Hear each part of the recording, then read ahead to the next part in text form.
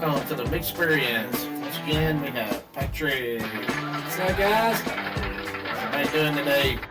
How are you, Patrick? Doing well. I missed the studio.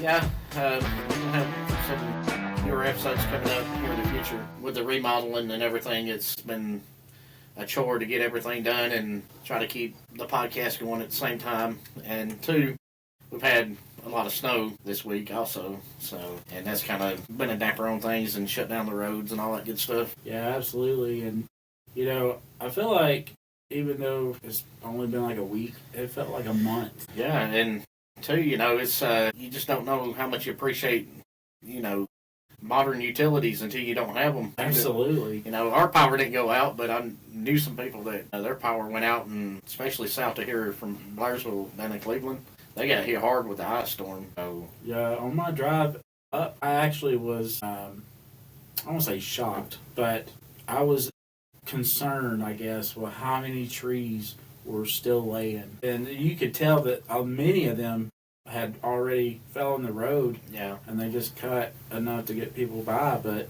there's miles and miles of it looked like a tornado went through there. Yeah. Yeah, that's the bad thing about driving up the mountain.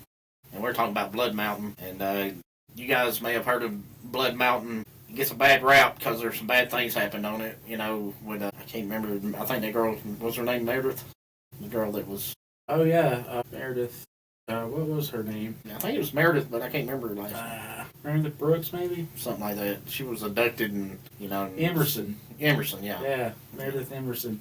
If you guys check out that Georgia story documentary, it's like a murder. So, the current store that I'm at is not even a quarter mile from the convenience store where they found the dog with all the body parts. Really? Yeah, Oh, quick trip down there. Yeah, it was crazy. So, they still have people coming up at random taking photos of that area because really? they just watched the documentary. Yeah, I've listened to other podcasts, these true crime podcasts, and just about every one of them has that story on there.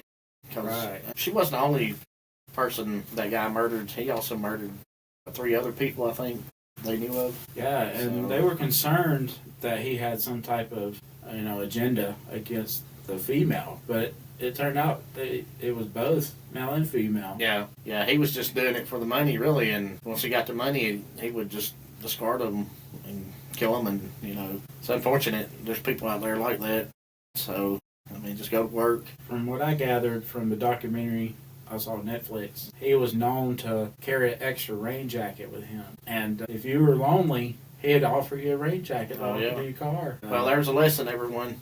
You meet a dude in the woods with an extra rain jacket. Run. Extra anything. Extra, yeah. Run. Extra flashlight. And the part of Blood Mountain we're talking about is the Appalachian Trail. It's almost a trailhead. So I think where's the trailhead start? In Lumpkin County?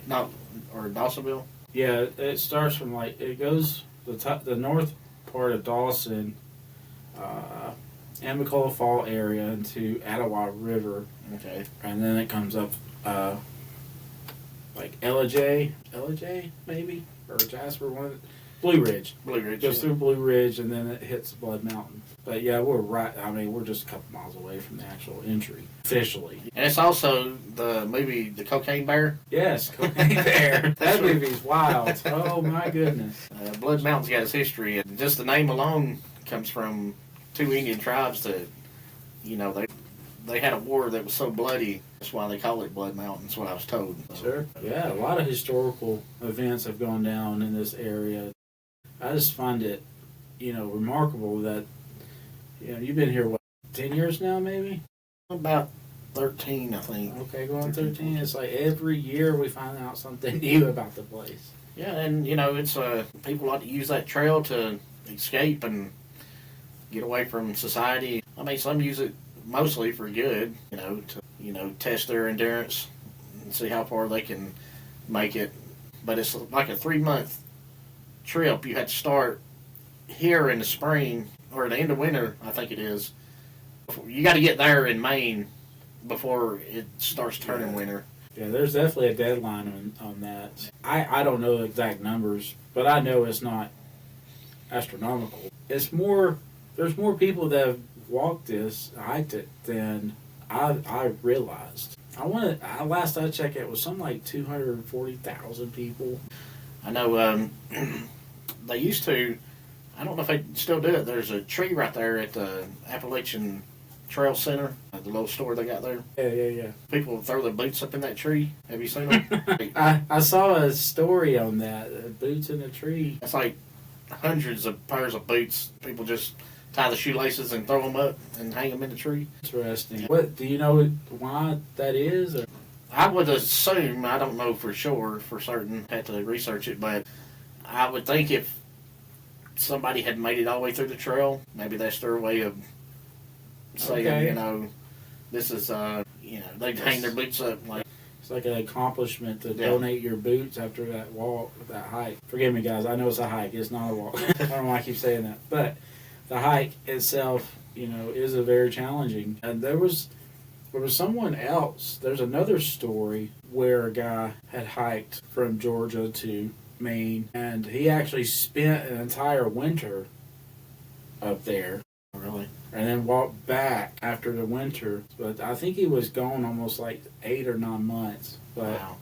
The guy lived off of some type of berry, and the year prior he hiked it and he went and planted all these berries. No, really? Through the whole trail. So he come back next year, and he had food. Okay, that's pretty smart. So that's a really cool story, guys. And tell you, if you guys ever decide to hike the trail, everybody puts a lot of emphasis on bear. They're scared of the bear, and they said the most dangerous thing on the trail, usually black bears won't really mess with you unless you're messing with their cubs or something. Usually you won't even see them, But but ticks is the most dangerous thing. Oh, yeah.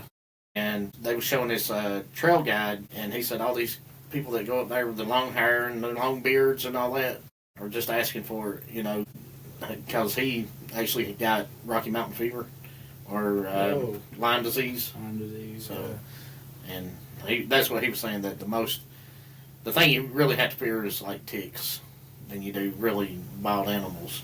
So that's facts.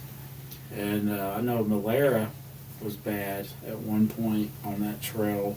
That I want to say it was around the year 2001, something like that, the malaria outbreak. Anyways, there was some hikers that were carriers that were not known they were carriers, but everybody around them got sick, so they, evacuated the trail because they were very concerned that something was going on, and come find out when they got tested, they were actually carriers because they had been over somewhere in Africa prior, got malaria, brought it over to the States, and they walked up the trail and everybody was getting sick on the trail. When they evacuated them, that was a pretty remarkable story. Yeah, there's a lot goes on up through there. And maybe soon we can just do we'll catch up on our research and we'll do a whole episode on that trail. Yeah, and I'd like to go out and do like a remote thing when it gets warmer. Oh, yeah, on location. Excuse me, but they have some really nice spots up there, and talking about people missing, they still haven't found that guy that went missing.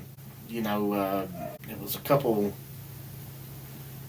I guess it's been about at least 2 months ago. Oh, this is new. Refresh my memory. Yeah, I forget what his name is. I wish I could remember it, but you can look it up on your cell phone, guy missing on Blood Mountain. And they did an intensive search for him, and they come up with nothing. They had him on. They got some cameras on the top of the mountain up there, so they had him on camera, but nobody. They still haven't found him. So, and he's an older gentleman too. He's probably 70s, maybe close to 70s. Ooh. It's been a tough winter. So it's weird. It's like he disappeared, and nobody's found him. And he was from what I know, he knew the trail pretty good. He was. So he was local or familiar? He was familiar with it. He was I think he was a lawyer also, and I can't remember the whole story. I had to go back and research it and before I could talk on much of it. But a huge search for him. They still haven't found him. Stay tuned, guys, because we will follow up on some of these stories. The Appalachian Trail. That's going to be a big episode. Yeah, that'll be. I think that'll be a good one for us to get into and just do the research on some of the stuff that's happened on that trail. So legend, legendary. Well, guys, Valentine's Day's coming up. You guys got major plans out there? The Big B Day. Big B. Big Valentine's Day. That's where we get nothing. Isn't that weird how, like, some years, certain holidays don't mean nothing, and then the next year it's like, oh, you know what, I'm going to try to do this. I guess it depends on where you're at in life and what you're doing at the moment. You know, like, if that's just like when Christmas rolls around, if you're broke, it's no fun, right? So it don't mean anything. It shouldn't matter. I mean, it shouldn't, but it's like, I guess it depends on what your situation is and all that, so. Well, if you don't mind, I'd like to share a funny Valentine's Day story. All right. So, in high school, so this is the year 2000, 2001, it's probably my first year of driving. I actually drove up to Franklin, North Carolina from Cleveland, Georgia, to pick up this female. And so we drove back down to Gainesville, Georgia, and we ate at a Texas Roadhouse. And we were eating dinner, and she noticed someone at the bar that she knew, and she got up and sat with them. Kind of interrupted everything. Me being me, I just got up, paid a tab, and left. I left her there. And anyways, so I actually had another date lined up after her. I went and picked up that girl and came back to Texas Roadhouse. So the girl at the bar noticed the girl sitting with me, and then she got super jealous. Well, that's bad on her part. I mean, she should have stayed with you instead of. Well, here's the funny part is obviously the guys that are at the bar they got money, so I have no competition with them at all. And so me and the other girl, when they brought out our food this time, we were like, yeah, our dinner's on them. And they turned around and waved at us. And so I got that idea from Dumb and Dumber, where they were like, the dinner's on them, and they're waving at us. So anyway, those sea bass. we ate good. I wasn't old enough to drink at that time, but the guys at the bar were. Anyways, so we got her meal for free. We walked out with her. About a week later, the girl that I left at the bar had sent a letter with the invoice in it. Oh, yeah? Or we're going to go to court. And I never responded. So the statute of limitations over, guys. That was 22 years ago. Yeah. Her loss. She should have got stuck with a winner. Yes, sir. So, but, Valentine's Day is coming up. I hope everybody out there has got a healthy relationship with someone and they are happy with the person they're with. If you're not, you can always do something different. So that's right, guys. Happy Valentine's Day. Just take your loved one instead of buying a card, just take it to the store and let her read it and put it back in the holder. All right, go ahead, pick you out a card, darling. Dollar Tree is really good about that. Man, if you're getting my $1 card, come on. But now you can make one with AI. Send it through text. Yeah. I think probably most people do that now anyway. Right. A handwritten gesture is about long gone, So, but yeah, we got plenty of snow over the weekend. It's all gone now, thank goodness. And, we might get another round here soon. I don't know, but I hope not.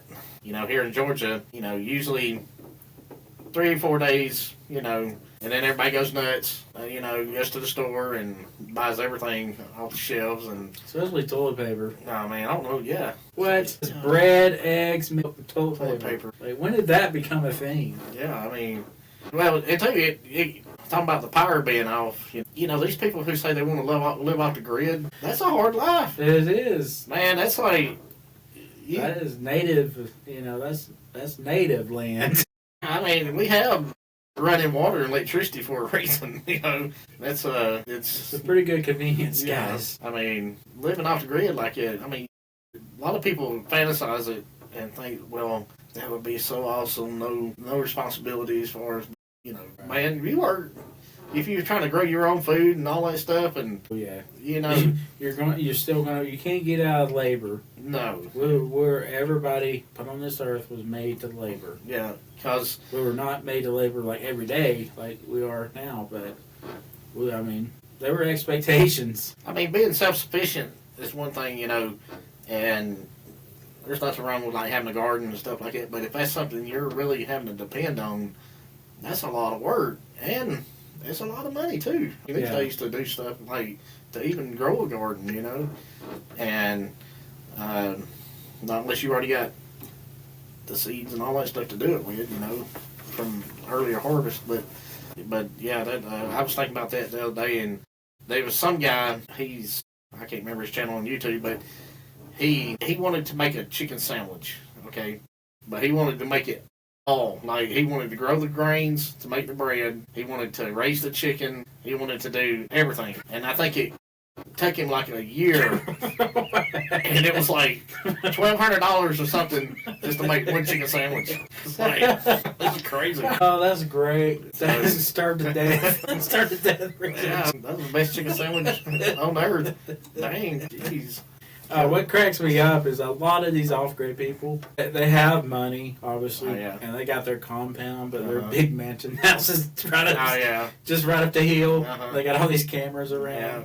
But, you know, I will say, though, if certain things had occurred in history, more favor of free energy, like, you know, Nikola Tesla, you know, he had free energy, and they took all that technology. Yeah. And kind of did this infrastructure with the power lines. But there is evidence out there that, you know, people have made cars that run off corn oil and water. You know, I mean, they have, you know, been very innovative, you know, learning how to create new energies or free energy, however you want to word it. But when you talk about a mass production for people, you know, it becomes more and more challenging. What someone did is they came up with a more easier way to produce energy and how to keep it going. So it's just depending on what side of fence you on that. Yeah. I don't know how deep you want to get in that conversation, but I'd say, you know, they got stuff we don't know about that can be, you know, probably used, and whether it's costs more to use it, I don't know. I mean, because you think if we had a more cost-efficient way of doing something, that's how we would be doing it. You would think. You know, so, you know, a lot of people get into the conspiracy theories of things, but, I mean, in reality, this might be it. It might be the best thing we can. I mean, evidently it is. Right. But, you know, they probably got technology. I mean, they can make cars run off of water, hydrogen. And is it practical? How much would a car like that cost you, you know? I mean, I don't know how to go into it, but you think it would be kind of like a gasoline engine in a way, you know? Sure. I mean, that would be... I recently learned how to make a little space heater for a room not to heat up a whole house. Basically, a can of soup, put it in a bowl, count your can, and you fill it up with this... you can find rice, you can find actual pellets that they actually... I forgot what they're called, but they're like rubber burning pellets. Oh, you're talking about the use for grills. Yeah, they also make those for wood stoves. And then you put cotton balls throughout it as well, shake it up. And then you soak it with rubbing alcohol. Yeah. And you can actually take a battery with a strip of aluminum foil and stick it to it and hold it there, and it will slowly start burning. And you don't even need a lighter. So that's a good survival tip. Anyone out there but it's also odorless, smokeless, and doesn't burn any carbon dioxide. Yeah, that's cool. Or monoxide, whichever one. I think either one will kill you, right? Don't matter. So, I mean, you're gonna die. You're either gonna freeze to death, or you know, inhale something. So choose your battle. But, yeah, there's a lot of tricks out there that are pretty handy if you were in a pinch and needed it.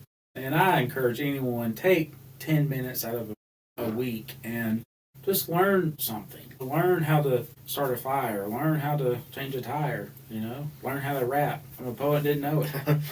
Well, it's just like this podcast. I mean, it was just an idea one day, and you know, I still don't know everything about podcasting, but it's I think we've came a long ways so far. Well, Josh, this is your baby, and she's getting close to 1 year old, and she has grown leap and bounds, and she's got many years to go. Yeah, I mean it's still in its infancy, so 1 year that ain't really nothing compared to So who knows? I mean, I keep just trying to improve on the set or the lighting and trying to learn all that stuff. And Sure. So yeah, like Patrick said, get out there and just learn something. Try to get yourself a hobby and just to pick up, play the guitar, or join an art class, something like that. Or if you like MMA, go get into it. Yeah. So get to the gym. Learn how to run a business. Yeah. The EIN number, and get a business account. Yeah, and if you guys out there have your own business, would be curious to hear about it. And absolutely. We can also promote it on the podcast. And if it'd just be interesting to hear, what kind of businesses people have started on their own. So, and it takes a lot of courage to go out on your own and try to make a living on your own and start a business and all that. There's a lot to it, And I think with anything like that, failure, some people can use it as a motivator, but some people, it scares them to death. Yeah, failure is not an option at that point, and you've got to truly believe in yourself and your abilities. Yeah.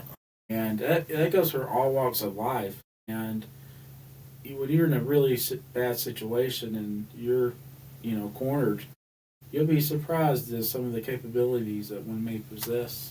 Yeah. I mean, and too, with saying that, basically, do something that takes you out of your comfort zone a little bit. Something that scares you. Not like go jump off a cliff or that unless you want to go skydiving or something. But like do something that, the risk reward, the reward's higher than the risk. Or vice versa. I don't know. Right. Just try something new. When you fail at something, that's a learning curve, and you just go from there and try to do it until you figure it out, Yeah. I just want to add, when you're taken out of your comfort zone, it's actually when you find out your gifts. Like you said, you'd be amazed, it's painful sometimes to have to do something you don't really like to do, and sometimes it's out of your hands, the things you have to do, but it's all how you deal with it too. Yeah. Have I always dealt with things perfectly? No. None of us have. No. Definitely learn a lesson, for sure. That's the main thing, if you can learn something from your mistakes and just try to improve on them. So, how about this AI? It is wild, ain't it?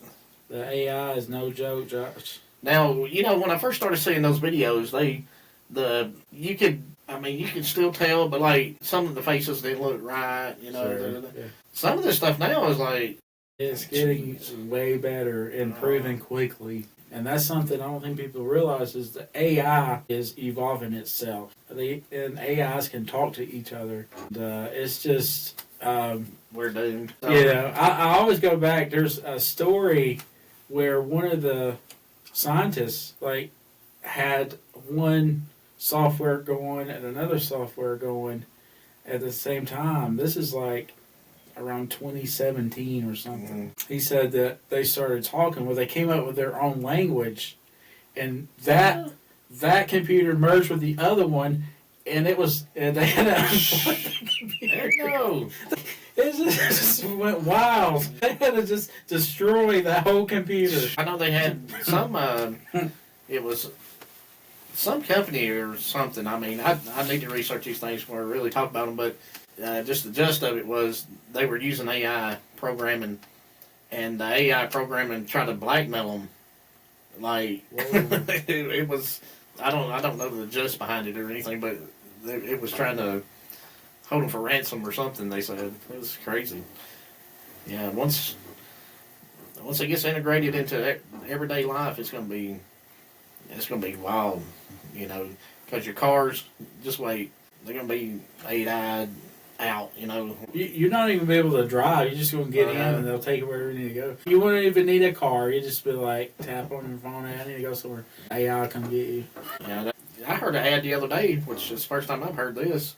It's a little off topic, but essentially talking about cars, and that deal was, it was a company that you just leased a car by the month. Like, you never bought it. I mean, I know you can lease cars, right? But this is a company that you can, like, lease this car this month and then go over here and lease a different kind of car. Like, you know, which is pretty smart, I guess. They pay you, like, when you do the payment on it, your insurance is included, all that stuff. Oh. Yeah.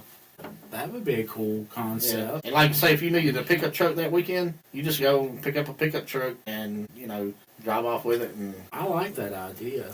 That's a good idea. Because they were like, why be stuck in the same car when you can change them in and out, you know? And it depends on how much it costs a month, too. Sure. You know? So I'm sure it's a pretty penny. No, I would think. Yeah. Great little fee. I will say that just going from 3 years in the Bronco to truck to a different Bronco to my Bronco back to a truck, I actually missed my Bronco. Yeah. And there were times where I'd get in a truck and still look for certain switches because it's all different. Yeah.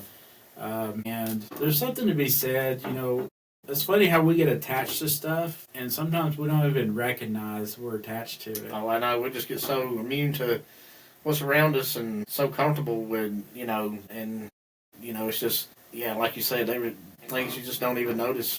I mean, and it's kind of crazy, but for some reason, when I look back, like, I've had some not so good cars and some really good cars, but the 2009 white Mitsubishi Galant, I think it was the king of it. like a million miles on that car. That car was like the lady of my life. Like, that car went through hell with me. Yeah. And like some of the worst times. I mean, I had a divorce in that car, was in 2 wrecks in that car, bad breakup, broke my ankle. I mean, everything, COVID. I mean, all that craziness in the last 10 years was, you know, involved that car. And when I got rid of it, I was happy in a way because I was outgrowing it. You know, it's time to move on. But then, like, a couple weeks later, I'm like, man, I really miss that car. People don't think I'm weird, but yeah, I tell you, it's like when you have something like that. It's, I mean, it's a, you know, it's just a material thing, really. But it's like you have all those memories with it. You know, it was So yeah, so I kind of maybe because I don't have a pet, yeah, or child, or even a wife, for that matter. But you know, it's like that. She was always reliable. Like, if no matter where I needed to go, that car got me wherever you wanted to go. Besides, as long as I took care of her too, good gas, change, things like that. Man, legit, I put almost 210,000 miles on that car. Wow. In about 8 years. Yeah, there's something said to have something reliable and dependable. So that, you know, I owned a bunch of junk growing up, and there's nothing worse wondering if you're gonna make it to where you're getting, you know. Yeah. It's like you're driving with anxiety. You can't even listen to a song because you worry about the noise. Like when you stop at the red light, is it the car gonna die? And, you know, can you crank it back? Oh, dude, jeez. That reminds me. Earlier I saw a reel with this guy. He was like, man, he goes, these new cars. He goes, I hate it because the start-stop button, it turns off. He goes, I got my wife's car and forgot to turn it off. I got the red light and it died. I was like, man, she's going to kill me. And then it started back up. I'm like, thank you, Jesus. Why this thing keep dying? Yeah, it was great. He's like, man, he goes, I had PTSD from I did that too. Well, you know, Lacey's car, when she first got it would die like that. Oh, my God. And I had the same feeling, like, because of the junk I used to drive. Because anytime the car shut off like that, you had some issues, you know. Right. And that thing shut off and come back on, but I don't know how much gas it saves. I guess it saves some. It's pretty cool how they invent stuff like that where it knows how to do that. You know, probably got 1 million sensors on it. But, you know, used to, back in the day, you could work on a car. Now it's a lot different with all the sensors, and you just got to know what you're doing, you know. So. Yeah, well, like, certain dealerships have certain set of tools that Yeah. are specialized to remove, a lot of panels and brackets that hold up motor mounts and all that Yeah. noise. And it's not something you can just go buy now. Yeah. Tool, But there's something to be said. I will say, I've always appreciated a good garage, a good mechanic. Yeah, if you can find a good mechanic, I mean, it's like having a good doctor. I mean, your car. I mean, that's one of your biggest expenses, and that's how you make your money and get to the grocery store and all that stuff. Right. That's just like a lot of people talk about buying shoes. It's the same. There's nothing wrong with buying what you can buy, but like shoes are like tires for your feet. As many pairs of shoes out there in the world, your feet shouldn't hurt. Facts. Unless you got some kind of medical issue, and that's not your fault. But yeah, having a good mechanic is, top tier. I mean, that's if you need one. Because if you take it to the dealership, they got good mechanics, and they know what they're doing because they work on, their big Warranties, basically. But man, you're gonna pay for it. Oh my goodness. Yeah, absolutely. And it's just like having a doctor. You made that analogy with your mechanic. That mechanic is familiar with the car history, what's been done, what hasn't been done, what needs to be done. And that car, it can make a certain noise that another car may not make with the same issue. So that mechanic, has that type of ear and experience to be like, I can just hear it and tell you what's wrong with it. Yeah, that's the good ones there. Mm-hmm. So, knock on wood, I haven't had to have a mechanic in a while, but but I did hit a deer last year and did have to have my truck repaired, and that was thank goodness it didn't do too much damage. And deer kills more people in America than any other animal. I did know that. I mean, that's what I was told. But yeah, I've had a deer, and a lot of people don't believe me, but I was actually driving 129.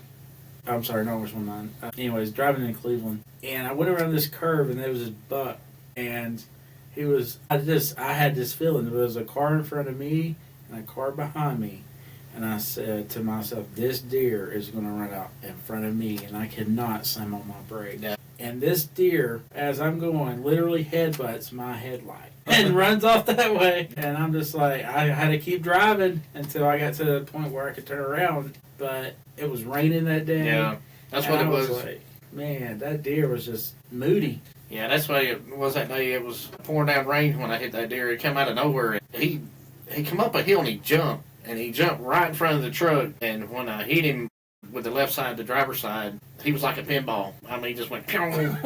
And, I mean, unfortunately, it killed the deer, but it did, I think it did about $5,000 worth of damage, which I'm replacing a bumper. Right. And a grill. A grill. And a little bit of paint. Goodness gracious. Patrick, I think we're going to wrap it up. Been a good one, Josh. Yeah, and we're going to research some of the stuff we talked about and try to give y'all more information on things coming up in the future, and because there's some really interesting stories, especially about Blood Mountain like we were talking about. And I want to say thank you again to Paul that was on the last episode for coming by and hanging out with us. He's always really fun. Paul. Come back, Paul. Until then, thanks for joining the experience. Thanks, Thank you, guys. Patrick. Thank you, Josh. We'll see y'all on the next one. See you around, guys.